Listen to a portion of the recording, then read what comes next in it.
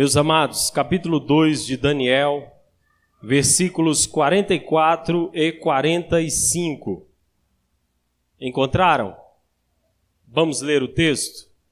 Assim nos diz a palavra do Senhor. Mas nos dias destes reis, o Deus do céu suscitará um reino, que não será jamais destruído.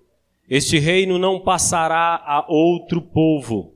Esmiuçará e consumirá todos estes reinos, mas ele mesmo subsistirá para sempre.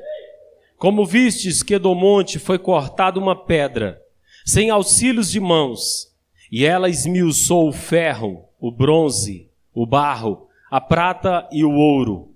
O grande Deus fez saber ao rei o que há de ser futuramente. Certo é o sonho, e fiel a sua interpretação. Senhor, obrigado pelo texto sagrado, a saber, tua palavra, que fala a nós, que diz a nós, aquilo que é proveniente da tua graça, aquilo que tu tens para com os homens, e nós, debaixo dessa graça, louvamos, bendizemos, glorificamos a ti. Muito obrigado, Deus. Continue a ministrar ao nosso coração, pois o Senhor é bom e a sua misericórdia dura para sempre. Aleluia. Meus irmãos, ano de 586 antes de Cristo, o Senhor permitiu se levantar o império da Babilônia, e este foi ao encontro de Israel, especificamente Jerusalém. E ele lá então a sitiou com as suas tropas, destruindo os muros, destruindo o templo e saqueando os bens desta nação que era escolhida pelo Senhor.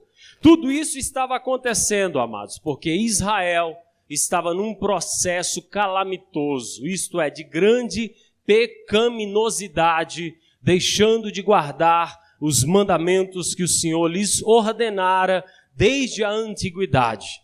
Então o Senhor está permitindo toda esta situação de modo que a Babilônia venha com tudo e tome tudo aquilo que pertence ao povo hebreu, ao povo judeu. E foram levados então para a Babilônia cativos jovens, foram levados pessoas sábias, pessoas agraciadas para estarem lá como escravos ou como cativos. Dentre esses nós sabemos se encontravam o Daniel, o Misael, o Ananias e o Azarias. Estes nós vemos aqui no capítulo de número 1. Propuseram no coração, lá no verso 8, não se contaminar com as finas iguarias do rei que lhes foi colocado ali naquele banquete. Porque eles, sobretudo, temiam a Deus, faziam parte de um remanescente, isto é, uma parte de Israel que estava ainda na comunhão, estava ainda no temor do Senhor. Então estes, nós percebemos no capítulo 1, foram ousados para obedecerem, mesmo numa terra estranha, ao Senhor Deus Todo-Poderoso. Aí chegamos então no capítulo de número 2. O que acontece? É descrito aqui um sonho. Aqui vem para o imperador Nabucodonosor. E ele acorda assustado, perturbado, porque ele não entendeu o que era toda aquela situação quando ele ali estava em descanso. Então ele chama os sábios, ele chama os encantadores, ele chama aqueles que poderiam dizer-lhes alguma coisa, para que eles falem o que é este sonho e qual é o significado do mesmo. Mas ali daqueles magos, encantadores, irmãos, ninguém sabia. Ninguém entendia o que era aquilo e ainda perguntaram, dize-nos ou fala-nos, melhor dizendo, o que é o sonho? Ele disse, não vou dizer o sonho. Vocês têm que dizer o que eu sonhei, o que isso significa, ou o que significa também este sonho. E aí, amados, foi decretado que todos deveriam ser mortos se não houvesse uma resposta ali favorável para com o rei diante daquela situação misteriosa. Isso chegou aos ouvidos de Daniel, e Daniel e seus companheiros participavam, faziam parte também daqueles sábios que estavam na Babilônia. Então o que eles fazem, amados? Eles vão invocar a Deus. E eu quero ler com vocês aqui a partir do verso de número 17, a oração dos servos do Senhor diante desta notícia tão desagradável. Quem não disser, ou se vocês não disserem o que é o sonho, o seu significado, todos os sábios, encantadores, magos da Babilônia serão exterminados. Mas aí o que fazem os servos do Senhor em momentos difíceis e que nós também devemos fazer? Invocar a Deus. Diz aqui o 17 do capítulo 2, meus irmãos. Então Daniel foi para casa e fez saber o caso a Ananias, Misael e Azarias, conhecidos também como Sadraque, Mesaque e Abidnego, seus companheiros, para que pedissem misericórdia ao Deus do céu sobre este mistério, isto é, o que o imperador havia sonhado, o que significava tudo aquilo, a fim de que Daniel e seus companheiros não perecessem com o resto dos sábios da Babilônia. Verso 19. Então foi revelado o mistério a Daniel. Numa visão de noite, Daniel bendisse o Deus do céu. 20. Disse Daniel: seja bendito o nome de Deus, de eternidade a eternidade, porque dele é a sabedoria e o poder. É ele quem muda o tempo e as estações, remove reis e estabelece reis. Ele dá sabedoria aos sábios e entendimento aos inteligentes. Ele revela o profundo e o escondido, conhece o que está em trevas e com ele mora a luz. A ti, ó Deus de meus pais, eu te rendo graças e te louvo, porque me deste sabedoria e poder, e agora me fizeste saber o que te pedimos, porque nos fizeste saber este caso do rei. Que graciosidade, irmãos. Aqui nós aprendemos na oração deste servo que a eternidade, a glória, o poder, a majestade pertence ao Senhor. E é Ele quem direciona estas coisas misteriosas, como também as revela aos seus servos, como bem lhes aprouver. Aqui ele estava revelando esta graciosidade a Daniel. Então Daniel tem agora a oportunidade de ir lá no rei, ou no imperador da Babilônia, e dizer toda a situação. Quando ele chega lá, ele vai dizer: olha, rei, o que você sonhou foi o seguinte: você viu uma grande estátua, cabeça de ouro, peito e braços de prata, quadris e ventre de bronze, e pés e pernas, parte em barro, parte em ferro. Isso diz respeito aos últimos dias. E o significado é: a cabeça de ouro é o teu reino, ó imperador da Babilônia. O que ele estava dizendo com isso, irmãos? Deus havia permitido aquela situação da Babilônia estar em evidência. E ela estava dominando sobre o mundo da época.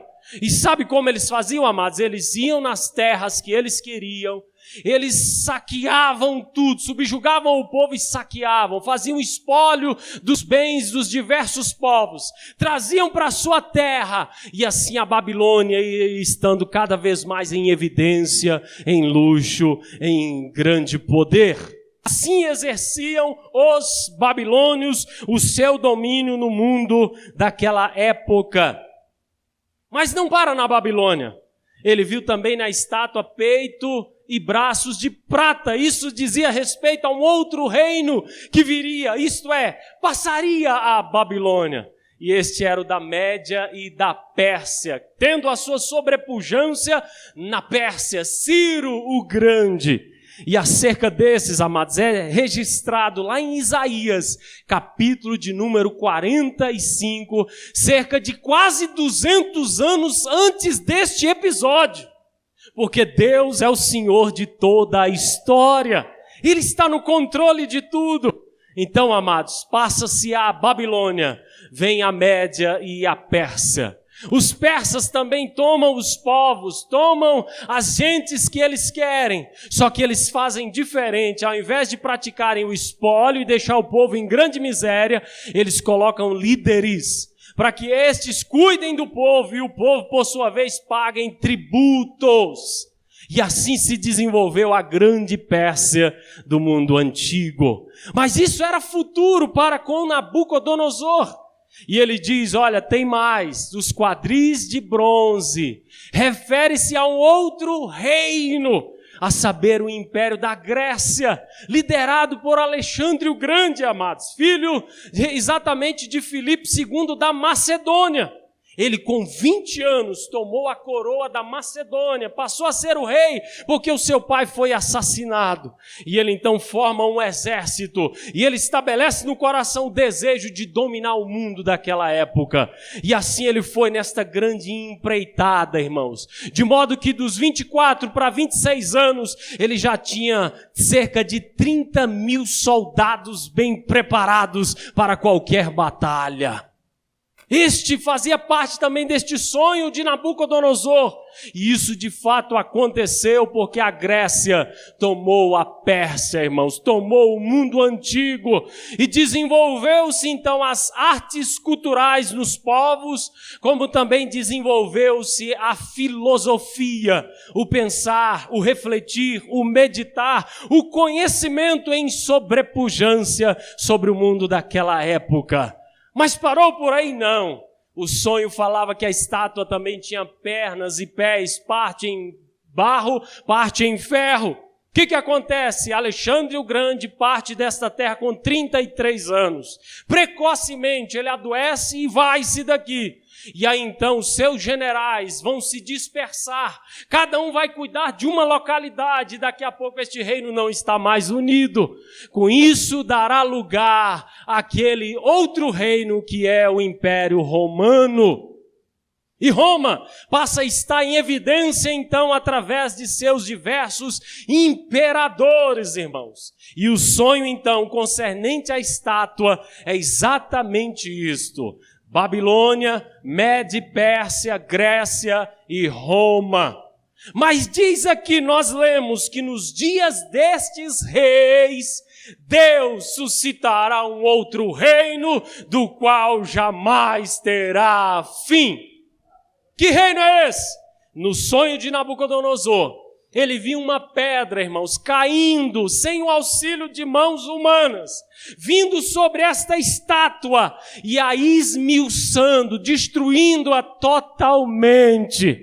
E esta pedra tomaria tantas proporções que encheria todas as localidades ou toda a terra.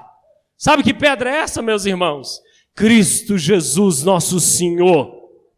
Paulo aos Coríntios, no capítulo 10, versículo 4, ele vai dizer, olha, Israel na antiguidade bebeu da água de uma rocha, e essa rocha era Cristo. A grande pedra de Deus dada aos homens, e com isso desmontando todos os impérios, todos os reinos, chama-se Jesus nosso Senhor. Em Mateus 12, versículo de número 28, irmãos, Jesus está expulsando um demônio de um rapaz, e os religiosos vão dizer que Jesus o faz pelo espírito de Belzebu, e ele diz, olha, se isso é possível, então a casa de Satanás está dividida, e casa dividida não subsiste. Mas eu vou lhes dizer, se eu o faço pelo Espírito de Deus, se eu expulso demônios é pelo Espírito de Deus, saibam, é chegado o reino de Deus. Isto é, o reino chegou. Chega-se através de Cristo, irmãos. A pedra é Cristo. Passou a Babilônia, passou a Média, a Pérsia, a Grécia. Estava em evidência ainda os de Roma, mas o que está nascendo, sobrepujando, se destacando e trazendo graça para a humanidade é Jesus, o Senhor. Ele não vem pelo auxílio de mãos humanas. Ele vem pelo dedo do próprio Deus.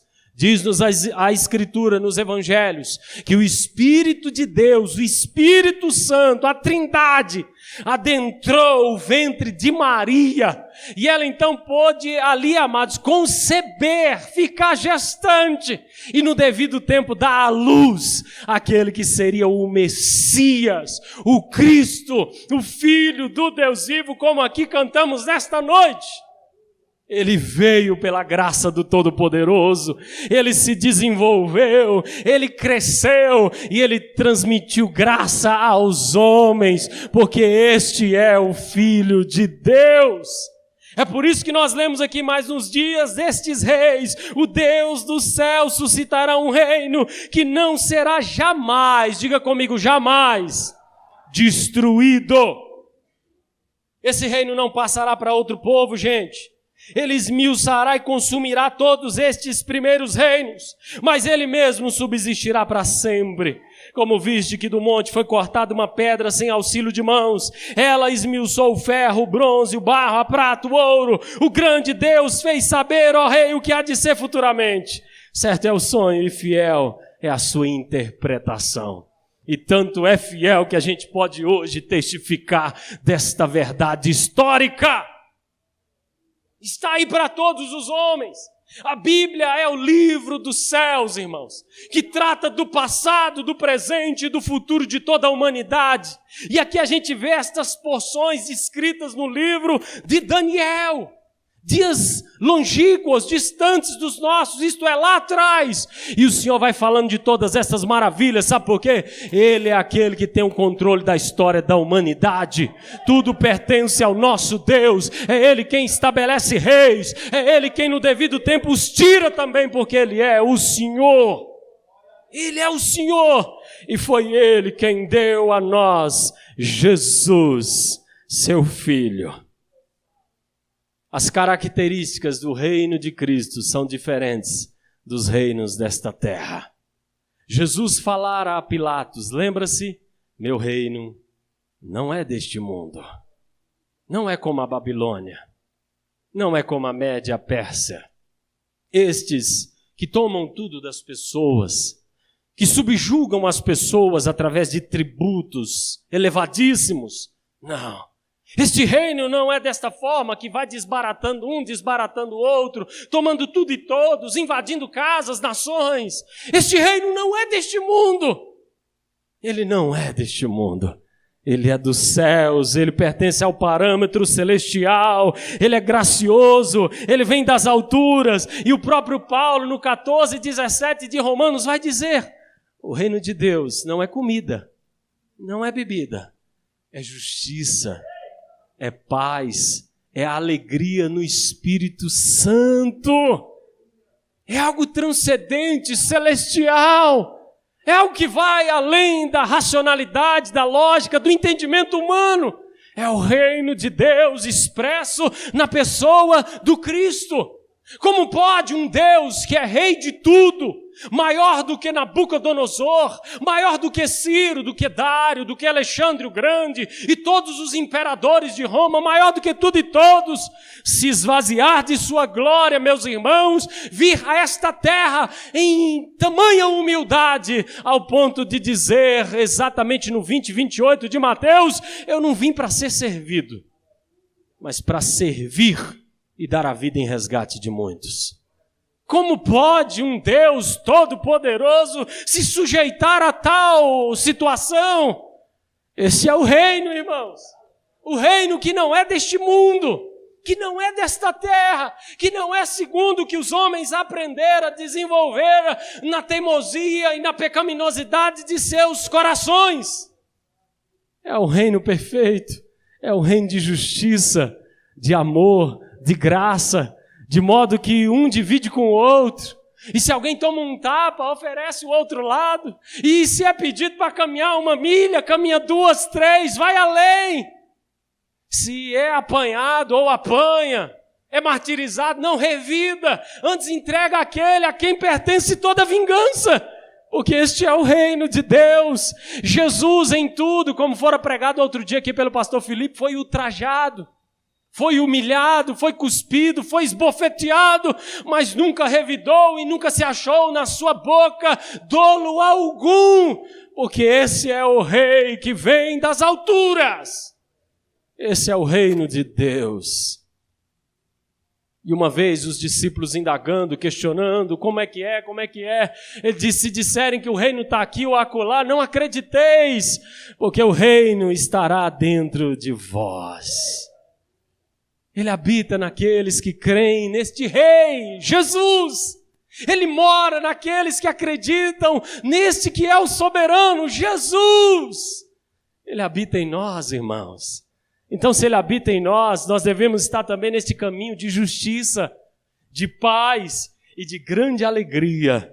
Não apenas nas coisas daqui da terra, porque as daqui são passageiras, transitórias, muitas vezes superficiais, mas alegria no Espírito de Deus. Esta que é duradoura, é para sempre, de modo que ainda que estejamos na tempestade, na tormenta, no grande, sofrimento, luta, peleja, nós podemos usufruir estas graças do Espírito, dizendo, eu sei em quem eu tenho crido. É a graça do reino sobre nós. É Jesus em nós, meus queridos e amados irmãos. Então, se a gente está debaixo deste patamar glorioso e gracioso, rendamos glórias e graças a Ele. Porque estas notícias aqui, lá no tempo de Daniel, dizem respeito a nós também. Fala da gente antes que estivéssemos aqui, amados. Esse é o poder gracioso do Senhor para com todos os homens. Abra comigo lá em Coríntios, rapidamente. Capítulo de número 2. A partir do verso 6. Falando ainda deste mistério, desta rocha, deste grande amor, deste reino, o reino de Deus. Paulo expressou da seguinte maneira, 2:6 da primeira carta aos Coríntios. Entretanto, expomos sabedoria entre os experimentados, não porém a sabedoria deste século, não é aqui desta terra, deste mundo, nem a dos poderosos desta época, que se reduzem a nada. Mas falamos a sabedoria de Deus em mistério, outrora oculta, a qual Deus preordenou desde a eternidade para a nossa glória. Sabedoria essa que nenhum dos poderosos deste século conheceu, porque se a tivessem conhecido, jamais teriam crucificado o Senhor da glória. Mas, como está escrito, nem olhos viram, nem ouvidos ouviram, nem jamais penetrou em coração humano o que Deus tem preparado para aqueles que o amam. Mas Deus nolo revelou pelo Espírito, porque o Espírito a todas as coisas perscruta ou investiga minuciosamente, até mesmo as profundezas de Deus. Porque qual dos homens sabe as coisas do homem, senão o seu próprio Espírito que nele está? Assim também as coisas de Deus, irmãos, irmãs, queridos do Senhor, ninguém as conhece, senão o Espírito de Deus. Ora, nós não temos recebido o Espírito do mundo, e sim o Espírito que vem de Deus, para que conheçamos o que por Deus nos foi dado gratuitamente. Disto também falamos, não em palavras ensinadas pela sabedoria humana, como era próprio ali na Grécia, e esta carta está sendo dita exatamente a Corinto, que é pertencente à Grécia, mas ensinadas pelo Espírito, conferindo coisas espirituais com espirituais. Ora, o homem natural não aceita as coisas do Espírito de Deus, porque eles são loucura, e não pode entendê-las, porque elas se discernem espiritualmente. Porém, o homem espiritual, aquele que está em Cristo, casado, aliançado com Ele, julga todas as coisas, isto é, percebe todas as coisas, analisa tudo, mas ele mesmo não é julgado por ninguém, porque o juiz da sua vida é o Senhor Deus, é Jesus. Pois quem conheceu a mente do Senhor que possa instruir ou que o possa instruir. Nós, porém, meus irmãos e minhas irmãs, temos a mente de Cristo, o Rei deste grande reino que jamais terá fim. O que é ter a mente de Cristo? Você pensa conforme os céus, você pensa conforme os parâmetros do alto. A sua mentalidade não está nessa coisa rasa, racional, natural, que só cogita das coisas da terra. Não, ela sobrepuja pela graça de Deus, porque há um discernimento no que tange ao mundo espiritual, e você está tendo tudo isso pela revelação do Espírito Santo.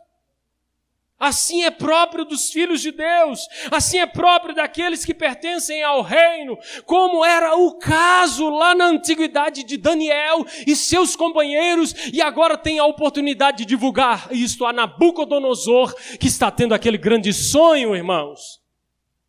Que todos saibam que há um rei, que há um soberano, que há um que está no controle de tudo e de todos, e esse é Jesus. Esse é Jesus. Nem olhos viram, nem ouvidos ouviram, nem jamais se penetrou em coração humano. As pessoas, na sua racionalidade, não entenderam, não compreenderam nada.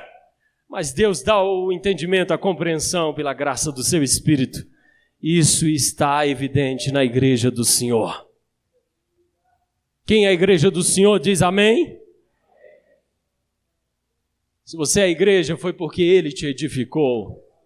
Nele próprio, porque Ele é a pedra angular, a pedra que os construtores deste mundo rejeitaram. É Jesus nosso Senhor, meus irmãos. E nele, portanto, estamos embasados, seguros, firmados. E podemos dizer, eu sei que Ele vive. E se Ele vive, eu posso crer no futuro, no amanhã. Como diz a canção. Diante disso, eu vos convido, fiquem de pé e vamos ceiar. Vamos ceiar, vamos em fé, em oração, em espírito e em verdade, participar desta grande bênção que o Senhor nos concede, a ceia do Senhor, a ceia do Senhor.